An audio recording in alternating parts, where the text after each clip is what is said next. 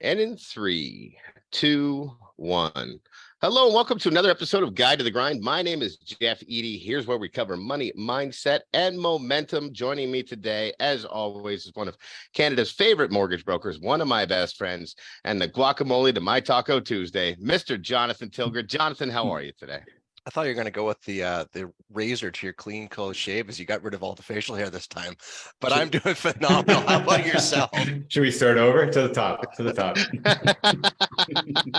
No, you know what the worst part about shaving that off is? Everybody says, put it back, put it back. The people are making fun of me like, no, you look 12 now. So I'm trying to grow it out as fast as I can. It's just not happening quickly.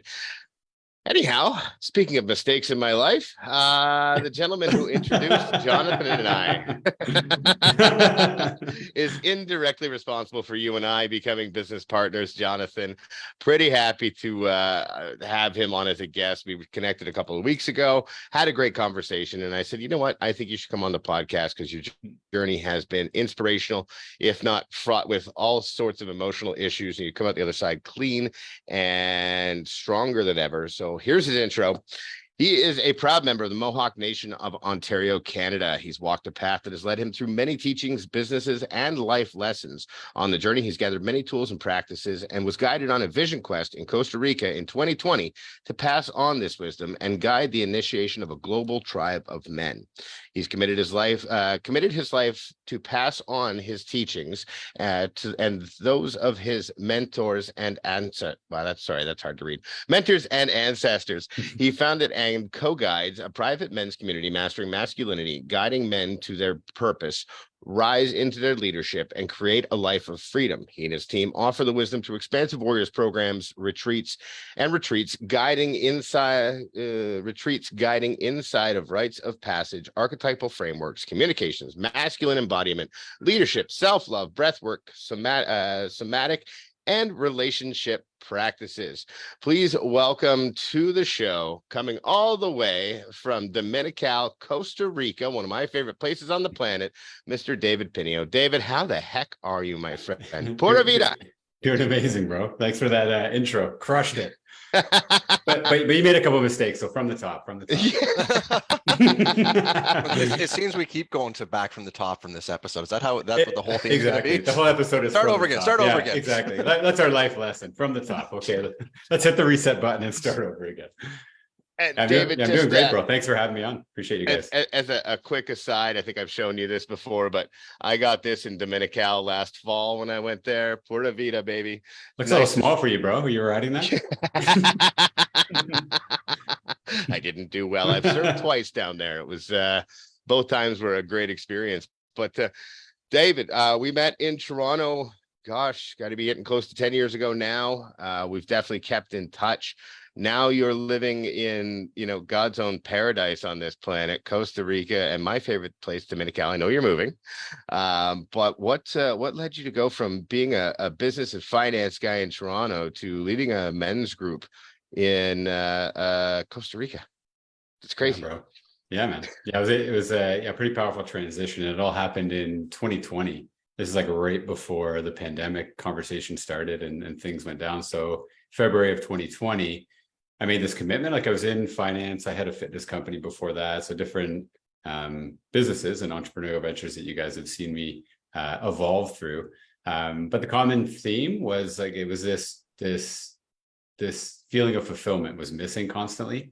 It was always sort of a means to an end. It's like, okay, I'm going to put on the fitness avatar, the financial guy avatar, and sort of show up as that person. But what really lit me up was getting into people's lives and supporting them. So whether supporting them with their family, relationship, business, mindset, emotional stuff, like it's a lot of that stuff, like as men, we don't actually take time to do that deep work. So that's really where I got lit up was diving into the real shit per se.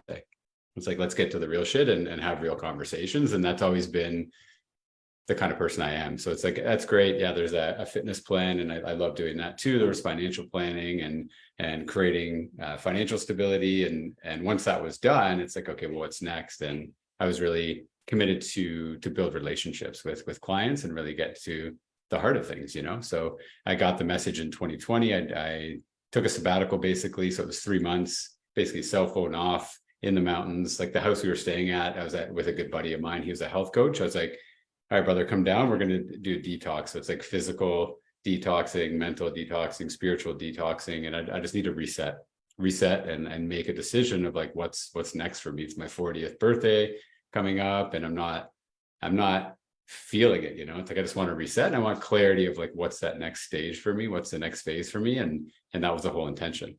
So we came down, and the house we were at had no Wi-Fi. We're up in the jungle, so we're just in nature, and it was challenging to start, like really putting the phone down and putting the tech down, and just getting quiet within myself. So it was like a sabbatical, vision quest, detox, all of these intentions were inside of that. We did some ceremonial practices there, so it was like a full reset for myself. And that's when I got that clear message, is that you're a guide, you're a mentor, you're a bridge. So you've been in the business world for a long time, and yes, that's part of life. It's like people are in business or in careers, and that tends to be the forefront, especially in North America. But you can also be a bridge and show men that they can bring balance back into their life. So really looking at the physicality, the spiritual side of things, really setting intentionality around their family and friends and fun and adventure, and really rebuilding their life from an intention and purpose. So that's a big thing with our group, is like purpose. You can kind of swap purpose with intention. So it's like looking at every area of life and bringing purpose and intentionality back into life, which is where fulfillment, in my experiences, really lives. It's if we can reset and pause and recreate. I put a post up this morning that says, don't worry, you're the problem. Meaning that we're the ones that created our lives. So if we're not happy and fulfilled in them right now, we created them, which is great. We're the problem. We can also be the solution and reset and do a big reset. It doesn't have to be a 3-month sabbatical in Costa Rica, but there could be a smaller version of what that looks like. So I've committed my whole journey for the past 3 years in supporting men to really take time to do that reset and see what the challenges are, what the shadows are, what is the thing that's really stopping men from creating the life that they truly desire and being fulfilled. So we're not here for a long time. It's like it goes by pretty quick. I think faster and faster every year. So for me, I'm a real commitment to have men be fulfilled every day. Do something that we enjoy doing and have purpose in each area of life. And I think that's huge. Sorry, Jonathan, if you had something there, I was going to step on that real fast, because this is something that's important to me, is fulfillment in what you do. I'll never forget one of the largest sales I've ever made, or what I thought was a massive sale up until that point. I sold a $110,000 product over the phone, one call close. And I got up and rang the bell, and I just made like $11,000 off of that sale. Like, I was so stoked. And then immediately they're like, all right, let's make some more calls. And I sat down, and there was just this moment of emptiness that, the achievement didn't fulfill me. The connection with the person didn't fulfill me, because I didn't know them. It was one call close, and the money seemed really empty. And that was a big moment for me, kind of looking at the grand scheme of things, going, well, I was chasing this money for all this time, but there was no fulfillment in it. So what the heck am I supposed to be doing now? Do you see a lot of people like that? Mm-hmm. That's exactly it, right? So it's actually looking at what, like the why, like why are we doing things? What's the actual intention around things? And that's what we find a lot. It's a lot of almost like I'm doing this in order to something, just like my story, right? I am doing this thing, these actions, or this job, or this career, or this business, in order to then live this life that I want to live. And mine was like live in Costa Rica, be down and hosting retreats and events and supporting people that way. But I was like, and I'm very grateful for the stepping stones and the lessons with each of those. But a lot of times a lot of people, it's like they get stuck on a stepping stone. It's like, this was a stepping stone 5 years ago, and I'm still here. And it's like, there's something in the way that's preventing someone from taking that next step. So what is the process? Someone says, hey, listen, this is something I need. What's the process? What are you going to lead them through? Where do you start? And do they need to come down to you, or do you have a distance way of doing things as well? No, we started with retreat. A great question, bro. We started with retreats back in 2020. Believe it or not, we still did a couple in-person retreats during that time. I won't divulge where because it wasn't wasn't meant to be happening at that time in the country we're in. So that's what we started with, was this in-person initiations and diving deep into men's work. So diving into really being open and sharing what the reality is of our current life situation. So since we've merged online, there was no travel. I moved down to Costa Rica starting in 2020, and I was here full time. So we actually created a 90-day initiation. So this 90-day initiation really dives deep into group. So really working as a team. So it's a group of men that get to come together and we do a full reset. So exactly what I'm describing. It's like we get to start, we call it clearing the cave.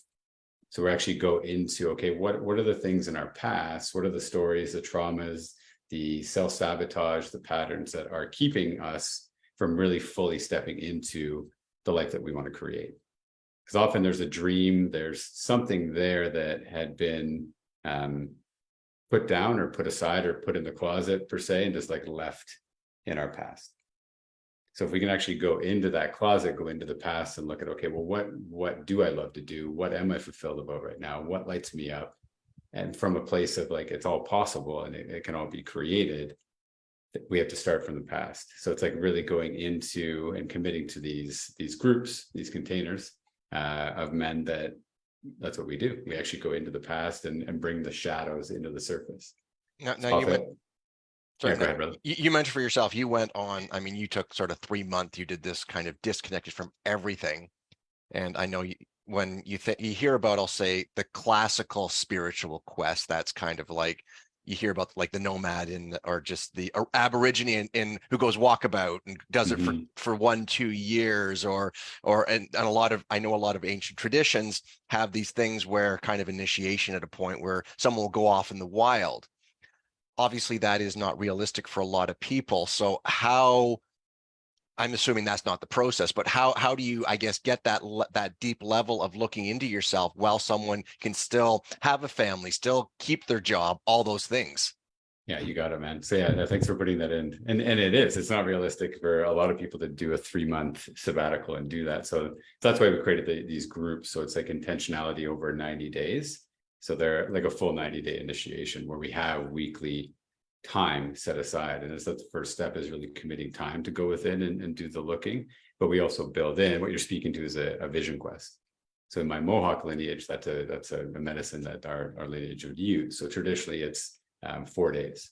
It's fasting, water fasting if you can as well too, is like, and just sitting and going within. And that's what a lot of ancient tribes would utilize is a vision quest to go out as a youth. So as your transition from boyhood to manhood, you would go out and sit, and basically it's on the brink of death, and then come back with your task as a man, your purpose as a man. And then the tribe would integrate you as a man from that point, and you would have that responsibility. The challenge is that we don't have any of that. There's very little of it in modern society. So reality is, and this may trigger some people, is we have a lot of 40-year-old, 30-year-old, 50-year-old boys running around that they don't know their purpose. They don't know the intention. They don't know why they're doing what they're doing, because they haven't actually taken time to sit, get out of their mind and into their body and into their hearts and decide, why am I doing this? What's the intention behind what I'm doing? So that's the process. Through that 90 days, there's multiple opportunities to do that, including a vision quest. It's a smaller version, a little safer version, where they'll go 24 to 48 hours, but no technology, no food, just water, and get as close to nature as possible. And it's pretty magical what can happen in 24 to 48 hours with men that have not done that maybe in their whole life, just sat with themselves and go within that. And there's a whole preparation process to that, and really getting to know how to sit, how to go within, how to ask the questions of ourselves to get the answers that are going to be empowering and give us the clarity to move forward. Really comes down to clarity in that first phase. Is like, let's get clear on who we are, what we truly desire, and why we're not taking the actions to do that. So yeah, great question, Billy. Yeah, it's just what you said there. I'm just going to comment on what you said, then I'll hand it over to Jeff, because I know Jeff's dying to ask a question here. But just what you're saying, that's one of the things I remember hearing years ago, is that, yeah, we sort of grow up, and kind of like we go from, yeah, we graduate grades of school, but we it's like we grow up, we live with our parents until whatever age it happens to be, and then we're expected to just know, here's exactly what I want to do. But there's that, what you're talking about, just the whole kind of rituals of, hey, this is what you need to do. There's no teaching of what it means to be, and I'll just say man or woman in society. You obviously have religious overlays and all these other things, but generally speaking, most people don't truly know, hey, here's my role as a man, here's what I'm supposed to do. And I think you're spot on with your comment that it's not a generic thing. It's not like a man means this. I mean, a man means something different for everybody. And it's figuring out, who am I as a man, or who is someone else as a woman. Mm-hmm.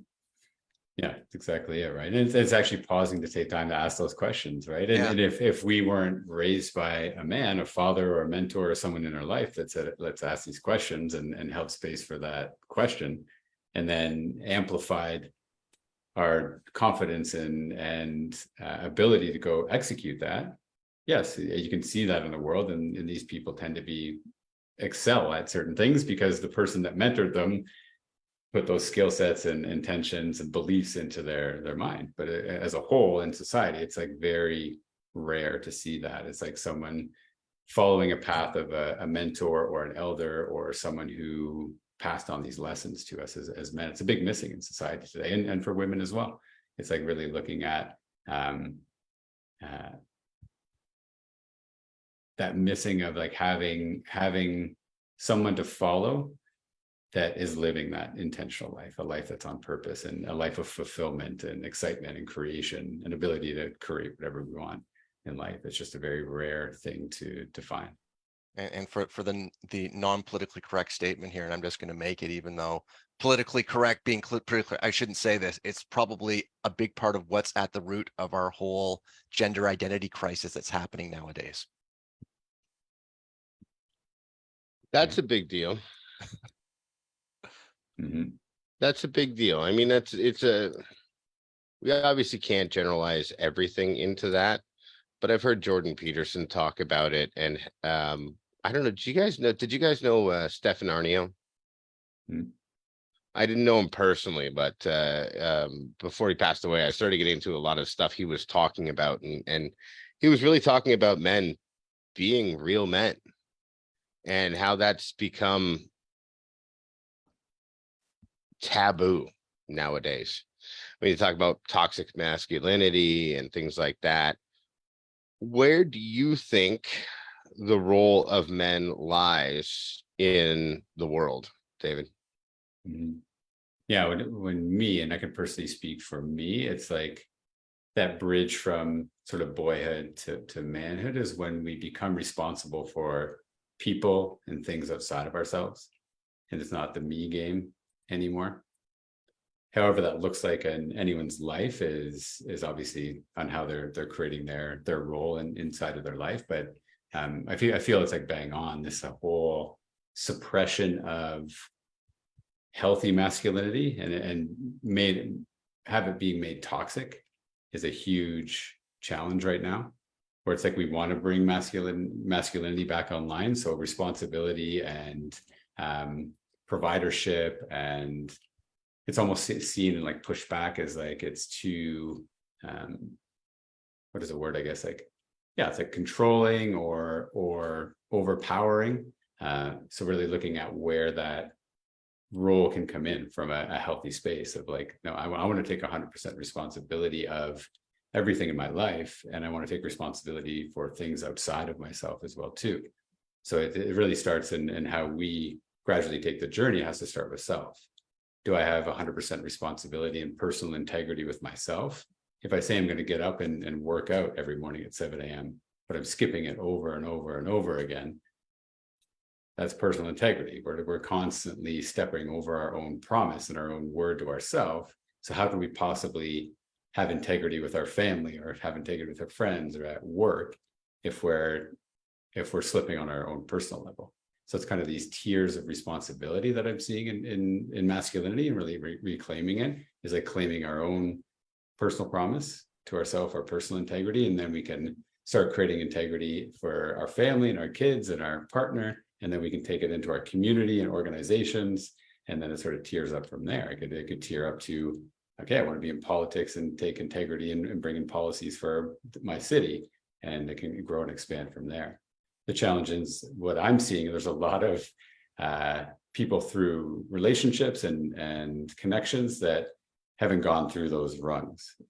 There's like no integrity at world, global system levels, where it's like they've just sort of been put into leadership roles. And it's a lot of men right now that what I'm seeing are they're running a lot of these systems where they've skipped over that whole process and rite of passage and learning what it means to be a man of integrity and a man of our word and a man who's responsible and willing to take responsibility for our mistakes and our mishaps and our challenges and all of that. So that's a long worded answer to that question, but that's how I'm seeing systemically. That's what it looks like from our microcosm to the macrocosm of what we see on a daily. No, I think that's a totally valid answer. One of the, I would say, most integral lessons I've learned in all of the coaching that I've done over the years and learning is that you have to be congruent. The way you do one thing is the way you do everything. And, you know, something as simple as if there's a piece of paper on the floor and you walk by it 5-10 times today and don't pick it up, that's going to show up somewhere else in your life. And it's not going to be a piece of paper that you just let in there, that you see there and you leave it there and you just let it be. It could be a relationship. It could be somebody who needs your help on the street. The way you do one thing is the way you do everything. And I'm not saying I'm the neatest guy as I look around my place, but, you know, the time you spend thinking about those things is 10 times what it would take to actually do those things. And this is something we see a lot with psychological trauma when people go through PTSD or people relive, you know, I hate putting terms like that on it. I'm not a licensed psychologist, but I certainly learned enough to know that as soon as you label it, it has a different power within you because the words give it meaning. And when you talk about words like trauma, I hate the word trauma because, you know, somebody stubbed their toe and they can call it trauma. But a lot of times what people tend to do is relive those experiences over and over again and never get through processing the actual emotion. They come right up to that, almost to the acceptance stage, but they have to go through that real pain of feeling the emotion. And they don't want to do that. So they suppress it with alcohol or, you know, whatever they put into their life. And they keep coming back up to that pain point. So if they would just process that part, they get to the acceptance and move on, and the rest, it becomes a part of you. It's now the new normal. But when you just get up to that pain and you keep going back, you end up in this really messed up cycle of self-sabotage and self-torture. How do you help people understand to push past that emotional point? Yeah.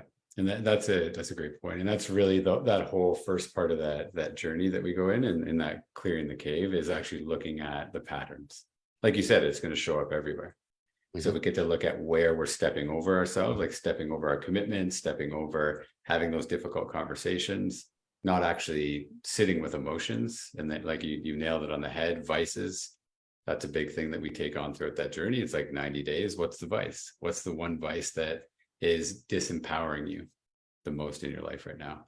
Alcohol, marijuana, tobacco, pornography, social media. Whoa, I'm feeling attacked here. Exactly. Or all of them. Yeah.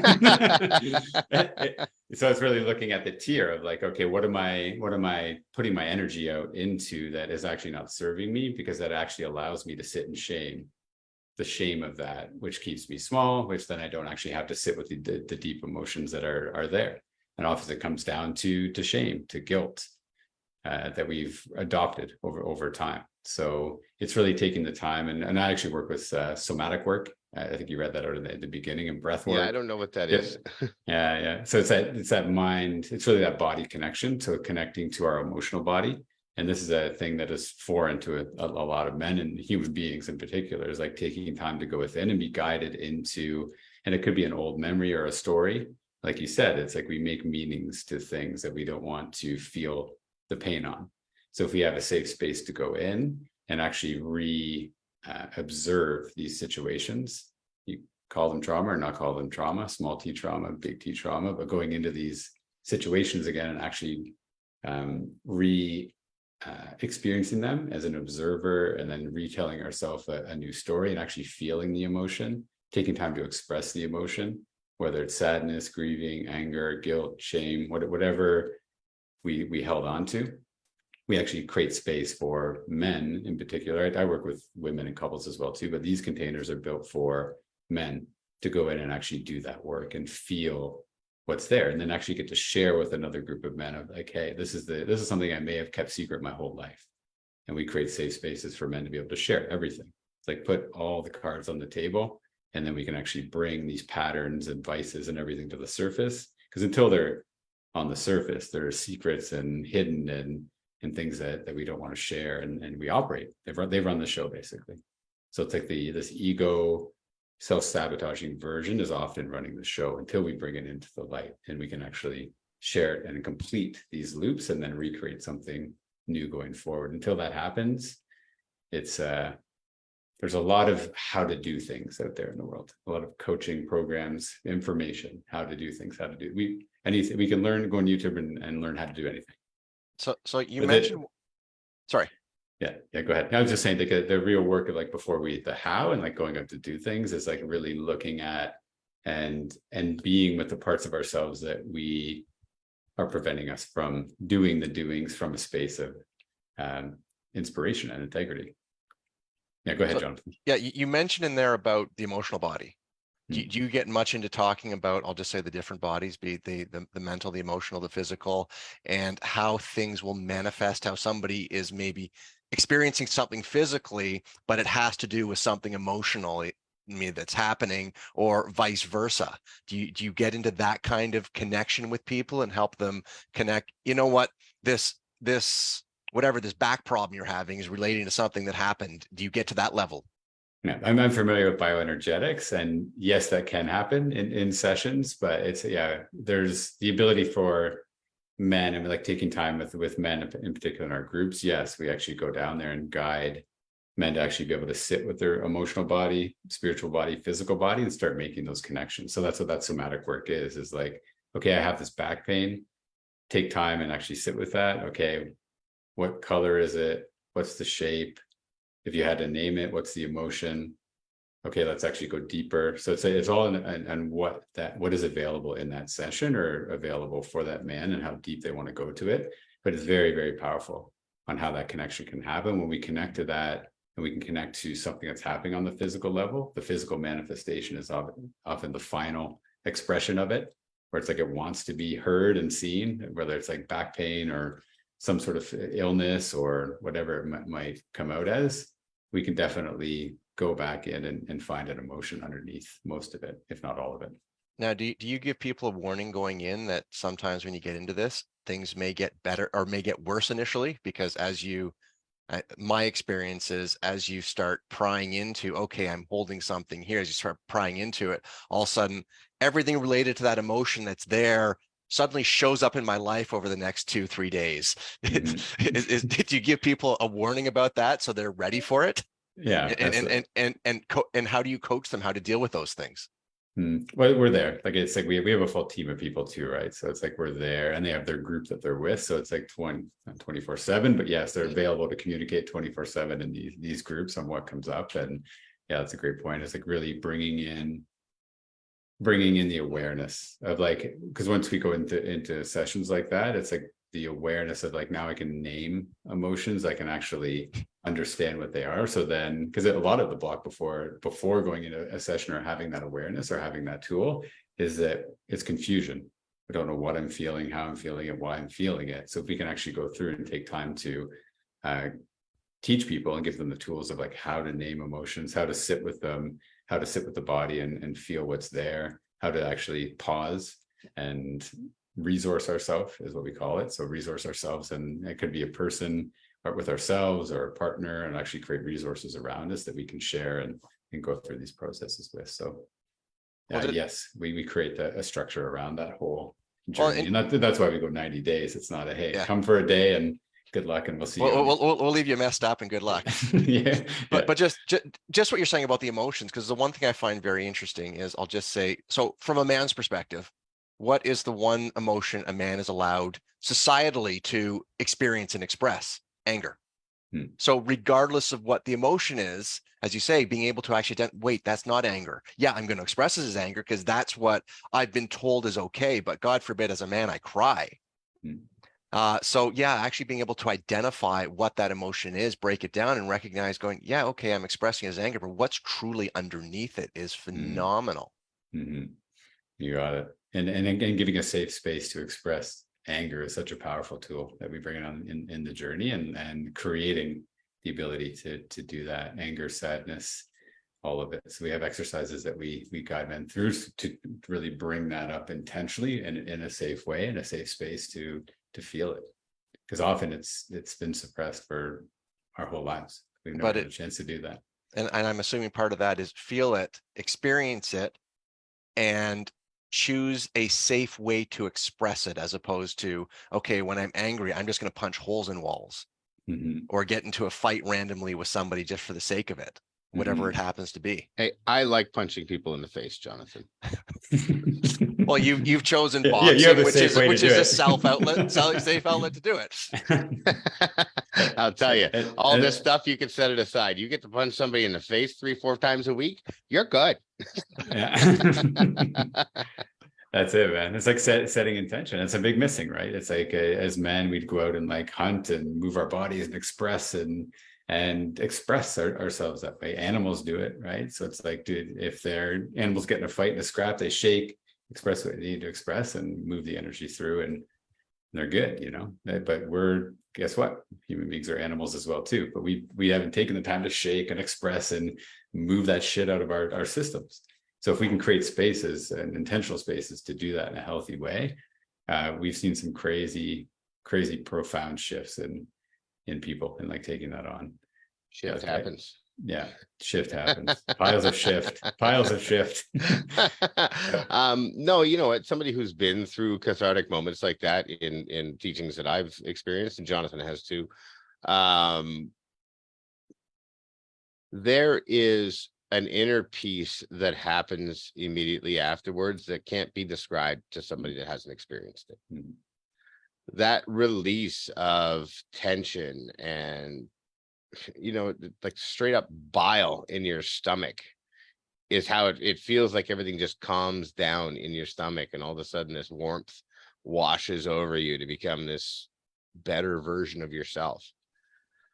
Why do you think people don't seek this stuff out? They're afraid. Fear. It's like even to the fear of being 100% responsible. Like that is one of the biggest things. That's one of the biggest takeaways. If anybody's listening to this, like all three of you, being 100% responsible for everything in your experience was the most empowering moment of my life. It also sucks because when you look at things you don't like, whether you like it or not, you did it. It sucks. Yeah. And that's it. It's like if we're going to actually do that full reset and clear these emotions out and actually see them and see that we're 100% responsible, and then go through that process of taking responsibility for everything up until now in our life. Those are challenging conversations, these cathartic moments. There's a bit of work to do, you know, and it's like, it's the fear of that. It's a beautiful fear though, because on the other side of that fear is freedom to choose and freedom to create whatever life we want. And often we're afraid of that.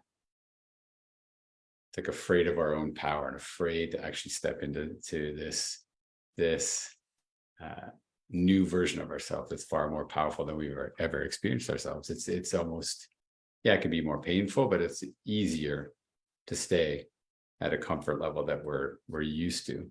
And if we can, these shames and vices and things that show up in our life, those are the things that get to keep us there. It's easier, safer, less work.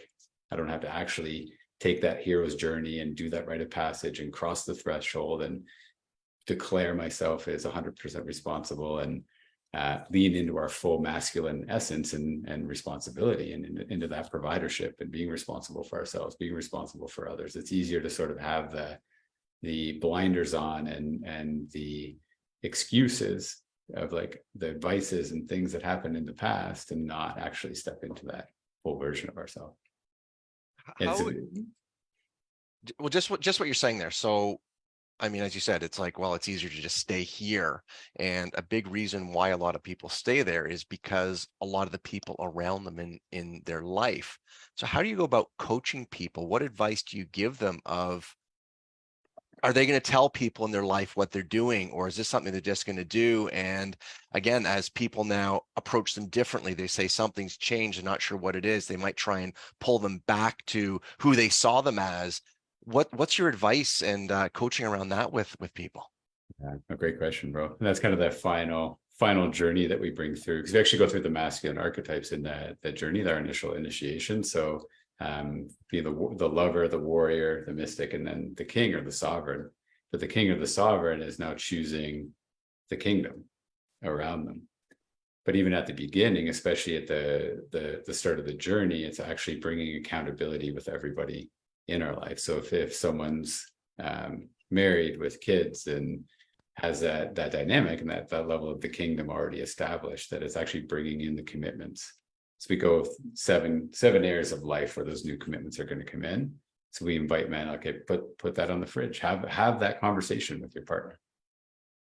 Hey, I'm actually taking on this 90-day initiation, and here's my commitment as a father now. Here's my commitment for my fitness and my health and my well-being. Here's my commitment to my romantic partnership and what I'm committed to creating in our relationship. Here's my commitment to our finances and my purpose and what I want to create. So I'm happy and lit up when I come home at night, not bitching about my job every night. Here's my commitment. I'm taking on these vices. I'm not going to actually do this anymore. And I'm bringing it out into the open, because that creates accountability in the kingdom. The kings now if we're claiming that leadership role and sitting in that sovereign throne as the divine masculine and leading that unit, that kingdom, it's like we got to put the rules of engagement for ourselves out there. And it's a powerful process, and it can be very confronting for sure, where it's like, hey, here's everything that I'm committed to, and declaring our new commitments in our life. So that's really a key piece to it, because if we're just taking on these commitments on ourselves and with ourselves, and that's why we do it in group as well. If we're just saying it with ourselves, it's easy. We've done it for years. We can just step over our promises to ourselves constantly. But if the more exposure we bring it out, it could be friends as well too. Like, who's in the kingdom? Who are your allies in life? Share this whole commitment set with them and see what happens. And maybe some fall off, and that's okay too. But as the misaligned, uncommitted people in that kingdom fall off, there's room for people who are on that similar commitment set or trajectory in life to come into our lives. And I'm sure we've all experienced that, where it's like, as we sort of level up in the work that we've done in ourselves, we surround ourselves with people that are on that same and similar path. I think that's an important thing for folks to understand, is that when you start to improve yourself, you're going to lose some people. Mm-hmm. and said straight up, it's been relationships, wives, partners. I know that can like freak people out, but it's like, at the end of the day, it's like, if we're reclaiming ourselves, like sovereign self, and what we desire and what's best for us, and we're in a dynamic where a partner or someone doesn't want to take that path with us, then it's going to be a tough decision. Like, it's either we're choosing ourselves or choosing to die with this other person in a unfulfilled journey to death. Like, that's reality. Yeah, you know what, that's a whole other topic to talk about, is understanding your purpose is one thing, but living it is a whole different thing. And so many people, who, I don't remember who said it, but it's most men lead lives of quiet desperation. And it's the truth. When you look at people that are just going to work and coming home and taking the kids to whatever, and they're not really present in any of it. You know, they just want to get home so they can drink, or they just want to get home so they can watch TV, or whatever they do that helps their mind escape what's become dull and dreary. It makes you sad, but we are all rocketing towards the same fate. We're all going to die. And I think it was Kyle Sonnen, or Chael Sonnen, sorry, is how you say it. UFC fighter that said his greatest fear is dying and meeting the man he could have become. We all, no matter whether you're rich, poor, healthy, unhealthy, whatever, we're all going to the same place. And whatever you believe as spirituality or religion, at some point there's going to be an accounting of what you did in your life, whether you do it or maybe somebody on the other side does it, or who knows how it happens. At some point you're going to look back and say, either I did the best I absolutely could, or I totally screwed it up. And I don't want to be the latter of those two. You know, so go ahead. Yeah, see, and that's the invitation, and that's the intention of really creating these initiations in this group, is like do the audit now. Yeah. What is it? They did surveys of people on their deathbeds, and there was 5 things they always said that they wished they did more of them. None of them were work. But they said they wish they had lived more, loved more, laughed more, spent more time with family and friends, and risked more. And I think that's a huge thing, is so many people don't want to risk anything. And a lot of times they don't understand that the things that they risk aren't necessarily things that they should be holding on to. You know, I hear it all the time in investments and mortgages and all the financial world. But isn't that risky? Compared to what? Possibility of losing your house if you lose your job? The possibility of you know, you and your wife fighting about money every month for the next 30 years? I'm sorry, but those risks don't weigh against the long-term effects of not doing things and trying new things in your life. Because you just don't know until you do them. And a lot of times your best case scenario, staying where you're at, is the same as your worst case scenario, taking the new chance. Let's shift gears a little bit here and understand what led you to this teaching. What happened in your life that all of this changed? And share what you're willing to share. But I know that you and I had a pretty deep conversation a couple of weeks back, and I totally relate, because a lot of the same stuff happened to me. Yeah, great question. So a lot. If we go back even into, where do I want to start there? How about when you reintroduced Jonathan and I, and we became business partners? Thanks for that, David. Yeah, so much, man. And to answer the question, it's like what led me into taking on this work for myself as well. So for me, like the beginning of this, inside of this men's work, it was my inability to stay committed in a relationship, but also stay committed in friendship. Because I didn't trust people. I didn't trust men. I didn't trust, like, I felt inferior to other men. I felt, so then that's when I would get into relationships, but misaligned relationships that were based on attachment or getting something from that. So there's like some sort of attachment where I didn't have to take responsibility for myself in life. So it was those two things that I saw this pattern that kept repeating, where it's like, I've got to get around men that I can share this with. I need to find somebody that I can start sharing this stuff with. So as part of my personal development journey was, I started learning and gathering information for myself and getting into like Tony Robbins and Think and Grow Rich and different mindsets, and starting to do that work for myself, but it wasn't changing the relationship dynamic or the friendship dynamic. I still wasn't going deep with people and actually creating intentional connections with people. It was all, for lack of a better word, transactional. There was some sort of exchange for everything inside of that. And that's my biggest thing was like really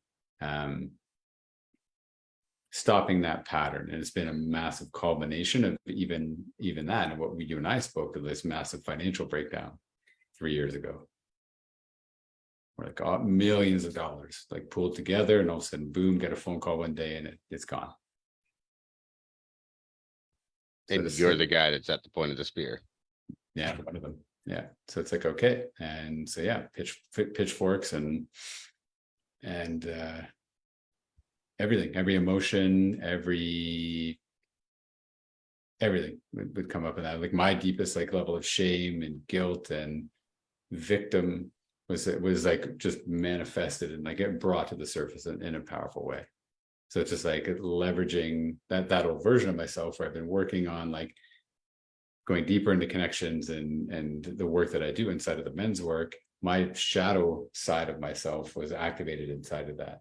So I was still out contributing and still doing what I can and holding groups and holding on to that authentic version of myself that really wants to contribute to people. But in the background, had this black hole of like victim mentality. It's like I had to grasp for anything that I possibly could because I couldn't be with the shame, the guilt, the fear, everything that was coming up inside of that situation.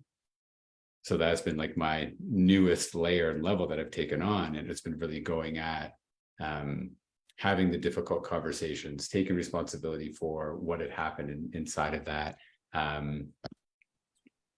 doing whatever I can to commit to support however I can inside of that whole situation.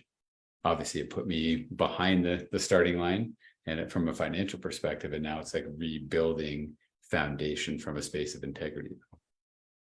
So actually having the conversations and being in a space and being so micro focused on the energy of money in my life right now. Everything has a home that's like safe and planned and calculated, and which has allowed a lot more to come in now.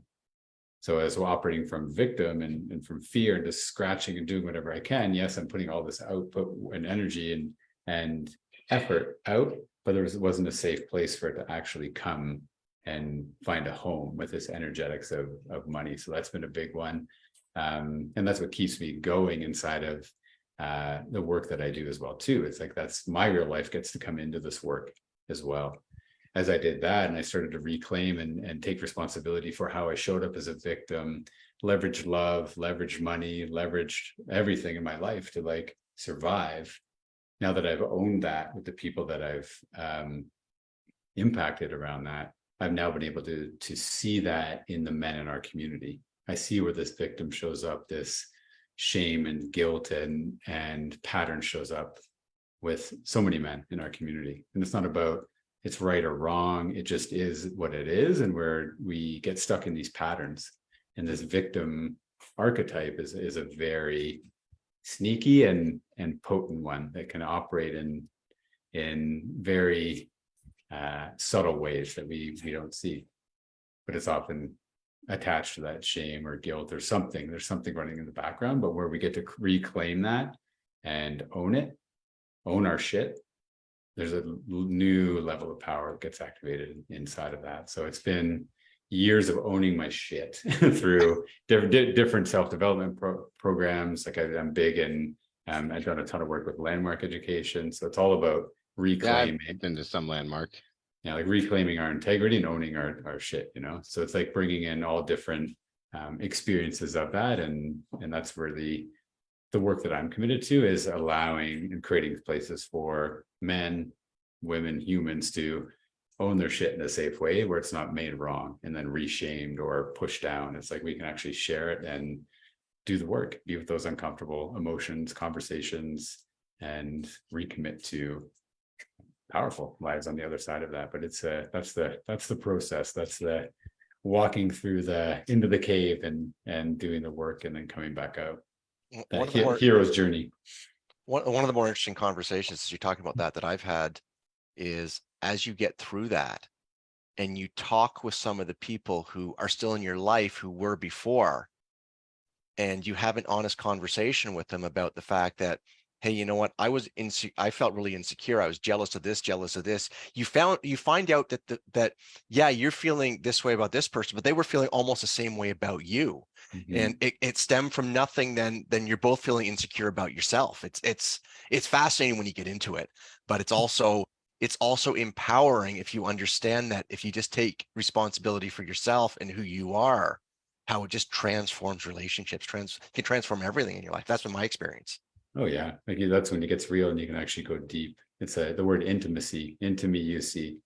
Until we're fully authentic and owning ourselves and who we are and how we've shown up, and come at it from a place of feeling the impacts, the guilt, the shame, the anger, resentment, whatever's there, to release it, then we can create that connection again. Because if not, it's always in the way. There's like, it's a block. There's like those emotions and incomplete emotions are literally a barrier from being connected with other people. So that's the work. That's where we start. I think you touched on something that you said about feeling inferior to other men.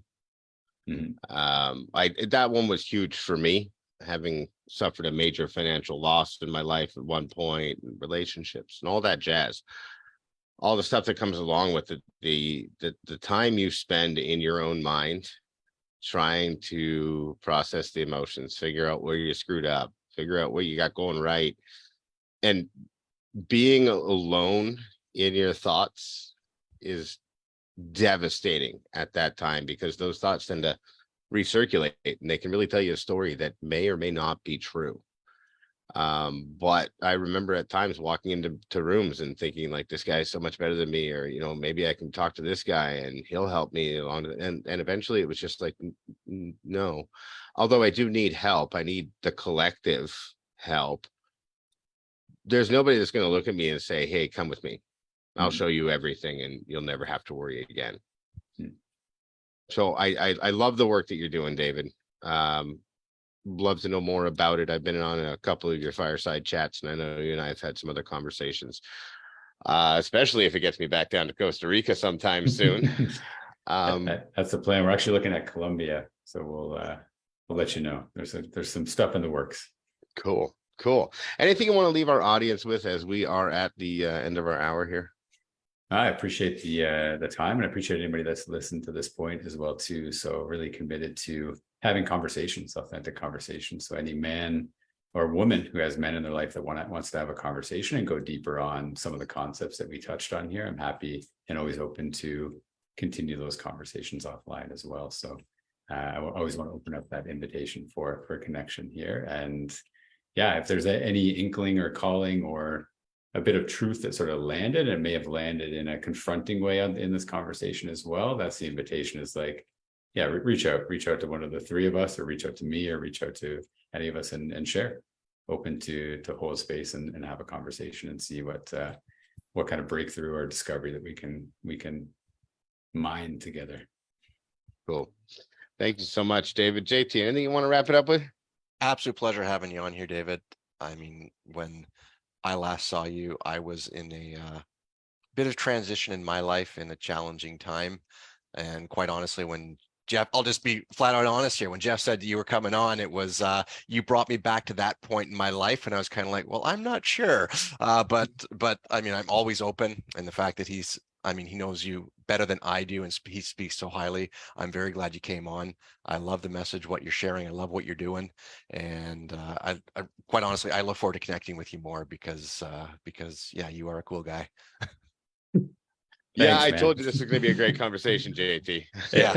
I appreciate you guys, and yeah, I look forward to continuing the conversation as well. And yeah, having you guys down here as well. I'll let you know I'm back in the city too. So appreciate the space and I the am space not in the city. That's right. I am not in the city. I am in the sticks. All of Canada is the city now to me. The big city. You come out to where I live, David. You well, you know Dunville. You're from Elmer, Ontario, and ain't You much got it. different. You got it. But I definitely look forward to coming back down to Costa Rica, hanging out, seeing you. It's funny. Were you there last? You were back in Toronto last September, right? September, yes. Yeah, so we missed each other, but had I known you were, I thought you were up on the going to Costa Peninsula. Had I known you were down where I was, I would have coordinated that better because I love it down there. I have great friends down there and can't wait to get back down there and see you and them. So Yeah, thanks so much, anytime, man. David. I really enjoyed this conversation. I knew it was going to be a great show. Appreciate your time. Appreciate your candor and how much you're trying to help men. Yeah, So- appreciate it, brother. And then also I mean- just a reminder, I think we're on Facebook. So our Mastering Masculinity group is here on Facebook. So any of the men that this resonated with, and feel free to jump into that group. And we have conversations like this every month and a bunch of different events that we run throughout the year. So a great first step to connect with us, and feel free to You have share a website? any links. Website, best to do Facebook and Instagram right now. don't know. Yeah, Xpansive Warrior. We do, but it's under construction. It's in a revamp right now. So the quickest way right now is Instagram at I am David Pineo or Xpansive Warrior, or here on Facebook at under David Pineo. So And that's expansive just with an X, correct? correct. Yes. Anybody that's listening, Xpansive, no E, X. Awesome. Thanks so much, David. Thank you, Jonathan. Appreciate your time. Thank you for listening. If you want to get a hold of us, you can certainly go to amortgageplan.com, which we got some stuff under construction too. Can't wait to tell you about that in the near future. But we appreciate your time. Do us a favor, share this, like this, comment. It really helps us get these messages out there. And Lord knows the world needs more messages like the one that Mr. David Pineo sent us today. Thanks so much again, gentlemen, for your time. Thank you for listening. Have a fantastic day. And we'll Appreciate see you you guys. soon. Ciao.